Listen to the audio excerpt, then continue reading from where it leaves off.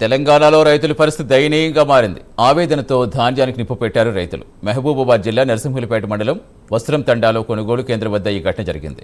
ధాన్యానికి నిప్పు పెట్టి నిరసనకు దిగారు రైతులు. కొనుగోలు కేంద్రంలో నెలల తరబడి ధాన్యం కొనుగోలు చేయలేదని ఆగ్రహం వ్యక్తం చేశారు.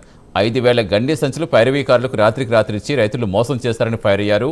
గండి సంచుల కొరతతో కొండల ధాన్యం నిల్లు పెరిగిపోయాయి. దీనికి తోడు అకాల వర్షాలు పడడంతో రైతులు కన్నీళ్లు పెట్టుకుంటున్నారు.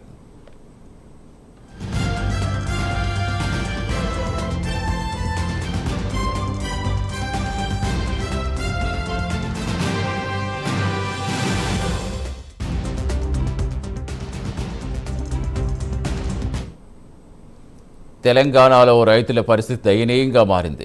ఆవేదనతో ధాన్యానికి నిప్పు పెట్టారు రైతులు. మహబూబాబాద్ జిల్లా నరసింహులపేట మండలం వస్త్రం తండాలో కొనుగోలు కేంద్రం వద్ద ఈ ఘటన జరిగింది. ధాన్యానికి నిప్పు పెట్టి నిరసనకు దిగారు రైతులు. కొనుగోలు కేంద్రంలో నెలల తరబడి ధాన్యం కొనుగోలు చేయడం లేదని రైతులు ఆగ్రహం వ్యక్తం చేశారు.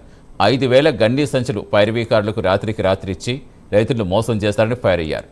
గన్నీ సంచుల కొరతతో కొండల ధాన్యం నిల్వలు పెరిగిపోయాయి. దీనికి తోడు అకాల వర్షాలు పడుతుండటంతో రైతులు కన్నీళ్లు పెట్టుకుంటున్నారు.